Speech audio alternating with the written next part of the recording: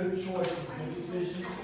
I'm making a lot of stupid ones. Well, temptation gets the best of us sometimes, Jake.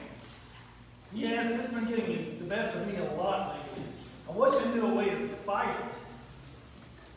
You probably need a life jacket. I do? Of course.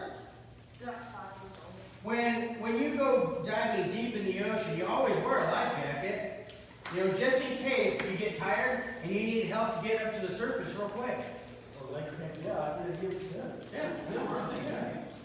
Well, so what kind of life jacket do I need to fight temptation? I've got 2 words for you. Memory verses. Memory verses? Of course. Yeah. Memory verses can be our life jacket, not just when we're fighting temptation, but discouragement, doubt, and even sadness. You know, the more memory verses that we learn, the more God's word will be wrapped around us. So it's like when I'm nowhere near a Bible, it's right there. But yeah. You got it. You know, I think it's time to go beyond John 3:16, right? Yeah, you said it. You said it, Jake. Let's go. Let's go dive into God's word. Good job.